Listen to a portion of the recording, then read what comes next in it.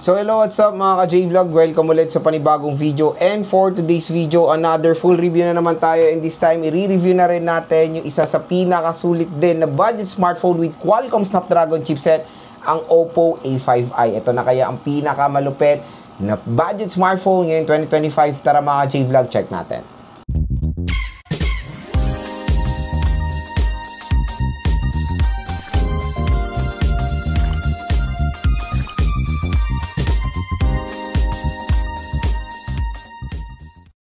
So yun mga ka-J-Vlog, another full review na naman tayo, and this time i-review na rin natin ang isa sa pinakamabenta rin na Oppo smartphone sa murang halaga lang or budget segment, the Oppo A5i. Ito po yung pinakamura na Oppo sa A5 series. So meron tayo na review na rin na Oppo A5X, Oppo A5i, available din ng Oppo A3X hanggang ngayon, Oppo A5, Oppo A5 Pro, Oppo A5i Pro. Ang daming variants ng Oppo na halos identical lang naman ng mga specifications sila. So, ang focus natin dito, ito po yung pinakamura na Oppo na pwede nyo ma-purchase, which is sa Oppo A5i. Ang tanong, ano ba muna ang SRP niya? Pero bagong lahat, i-click nyo na lang po yung view products natin dito. Dahil panigurado, mas mura dito or below SRP nyo makukuha ang Oppo A5i. At meron pong mga voucher na naghihintay sa inyo, additional discounts para sa inyo. Ang SRP niya for the 4GB64 is 4,699. And the 4GB 128 is 5,999 pesos or almost 6,000 pesos. So, very affordable, entry-level segment. Pero again, ngayon sa online or dito sa ating view products, yung 4GB 64 niya for as low as mga J-Vlog na 3,799. Napakamura. And there's a possibility mas mura pa yan pag meron kayong voucher. At yung 4GB 128 niya, ito rin malupit doon. From 5,999, nakukuha nyo lang ng 4,400. Napakamura. So, sabihin na natin, estimate is 3,000 to 4,000 pesos ang price segment ng Oppo A5i. Tapos, meron na rin kayong smartphone na merong Qualcomm Snapdragon chipset. So, again, dito sa ating full review, bibigay ko sa inyo yung final verdict ko habang ginagamit ko tong smartphone na to.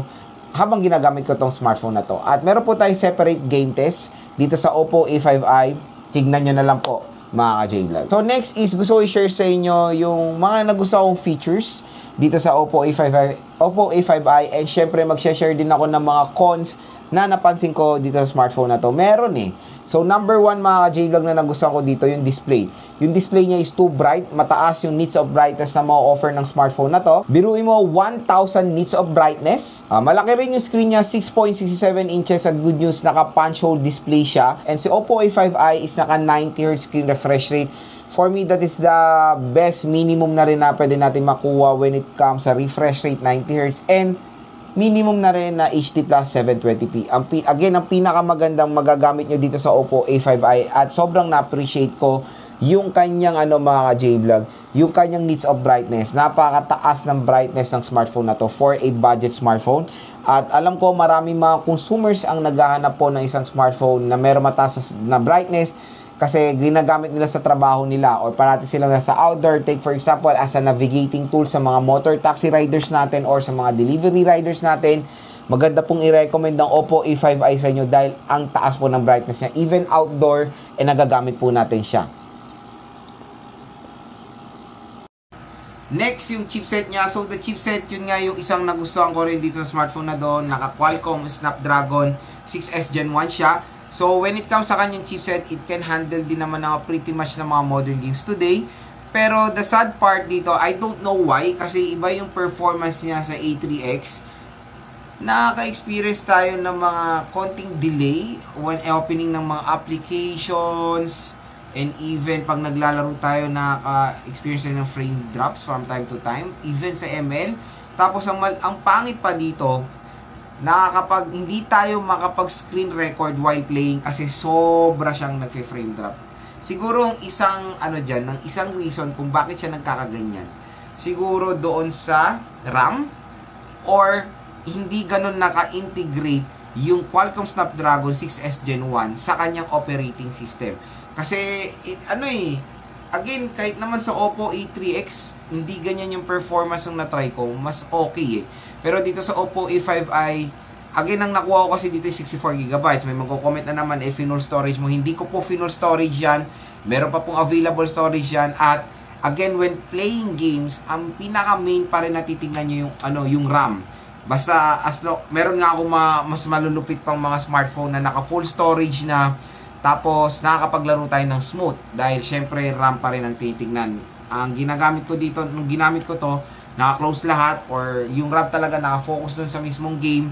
Pero sad to say, hindi ko siya mare-recommend for gaming. Even though naka Qualcomm Snapdragon 6S Gen 1 siya.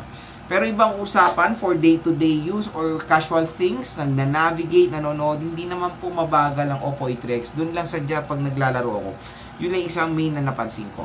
Pero again, maganda naman yung chipset niya, the Qualcomm Snapdragon 6S Gen 1 for casual things. Or next yung camera, ito ang pinaka na-amaze ako sa Oppo A5i, to be honest.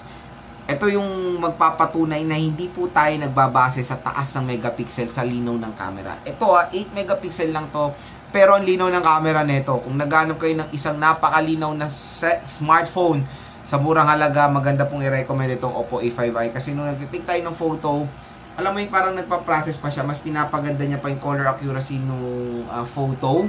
So yun, compared doon sa Xiaomi Redmi A5 na na-try ko na 32 megapixel, medyo crappy yung yung result nung camera niya. Ito talaga solid 8 megapixel pero malinaw siya. Even yung front-facing camera ng Oppo A5i, malinaw po yung mapoproduce na photo quality niya. Next yung speaker niya. So ito rin yung maganda na napapansin ko rin sa mga ibang brands. Kung hindi nila kaya mag-offer ng dual series speakers, nag-offer sila ng malakas na speaker na mono. So ito is beyond 100% volume. So 300% volume ang mo-offer ng Oppo A5i. Yes, okay siya, loud, pero kung nakatodo yung 300 tapos naglalaro ka, masakit sa tenga yung pagka-loudness niya.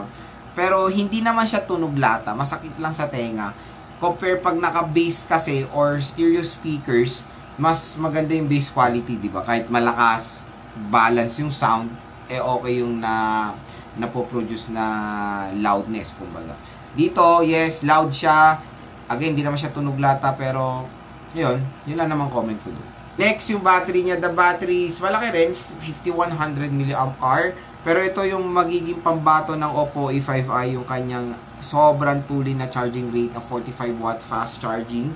So, again, yun yung huge advantage ng Oppo A5i sa mga competitors na ngayon is yung kanyang fast charging rate. To be honest, ito magiging real talk tayo. Parang nirename to na Oppo A3X. Ganito ang specs ng Oppo A3X, chipset, display, fast charging rate, camera, parehong-pareho po. Parang nirename lang nila yung Oppo A3X sa Oppo A5i, tapos nag-o-offer pa rin ng Oppo sa official store nila sa online ng Oppo A3X. So talagang maguguluhan na yung consumer nyo. Ano bang bibilin? Mag-A3X ba siya? A5i, A5X? Gawa ko ng ng phone comparo para hindi kayo malito. Pero again, for my verdict dito sa smartphone na to, para siyang remain talaga na Oppo A3X. So yun mga ka-G-Vlog, so far yung mga nagustuhan kong features dito sa smartphone na to, and of course yung kanyang cons. So far, for a price na 3,000 to 4,000 pesos, yes, sulit siya, especially the RAM at ROM niya doon sa pinakamahal. And even naman sa pinakamura, 3,000, 64 GB is fine. 128 GB for 4,000 pesos is okay na okay din naman yan. And even the 4 GB of RAM. So again, sana nakatulong itong mga sinabi ko sa inyo. Kung nagde-decide kayo dito sa Oppo A5X rather, i-click nyo na lang po yung view products natin dito para ma-redirect kayo sa super duper bagsak na presyo na Oppo A5i.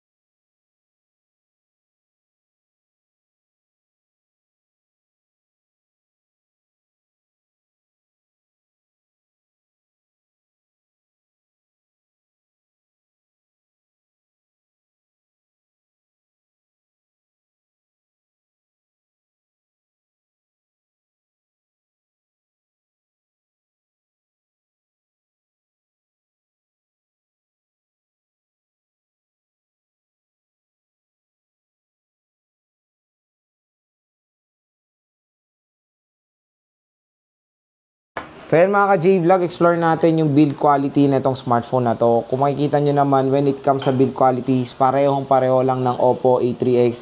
Na for me, kinukonclude ko to na rename lang or rebrand lang ng Oppo A3X. Kasi when it comes sa color, mas darker to compared dun sa wine red ng Oppo A3X.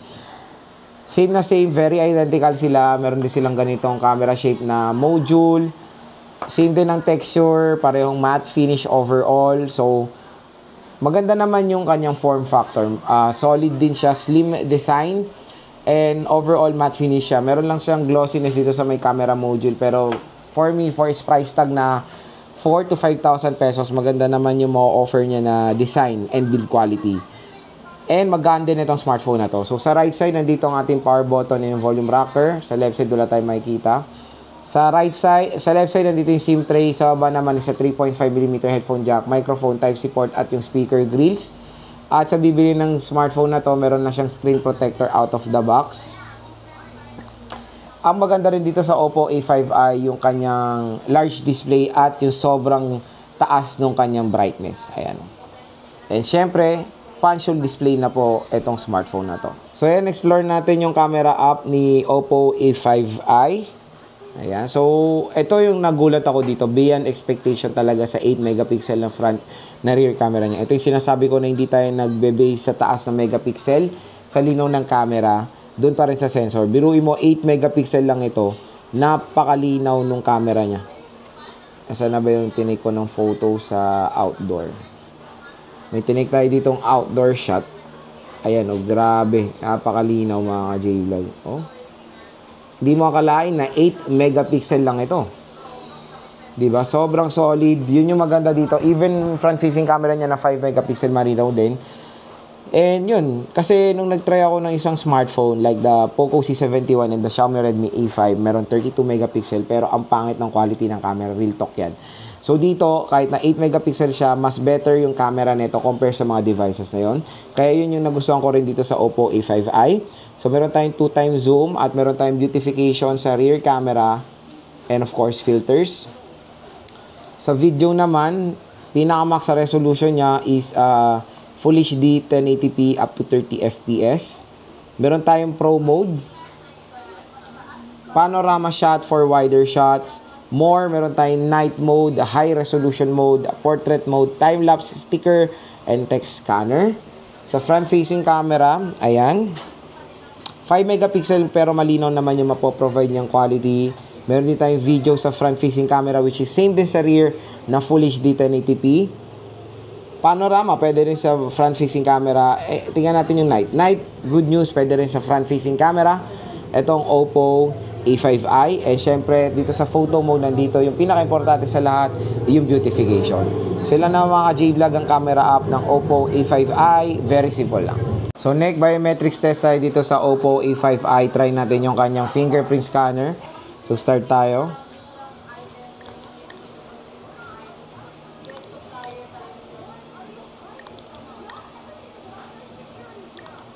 Ayan, so pagdating sa fingerprint scanner, fast and accurate naman. Next is face unlock.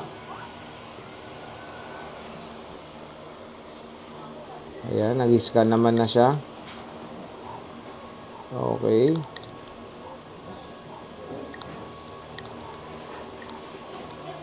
So mga ka-J-Vlog, pagdating sa face unlock niya, fast and accurate din naman. So next on mga ka-J-Vlog, speaker test tayo. Ito lang po ang speaker ng Oppo A5i. Ang maganda dito, up to 300% ang kanyang volume. Ayan, oh.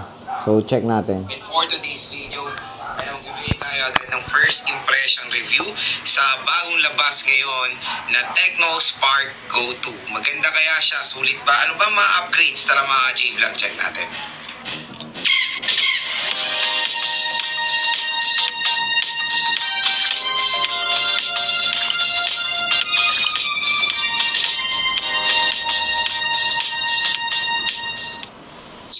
J-Vlog finally na-announce na rin or nalabas na rin dito sa Philippines ang Tecno Spark. So in fairness sa speaker neto, even though isa lang, napakalakas at hindi siya tunog lata.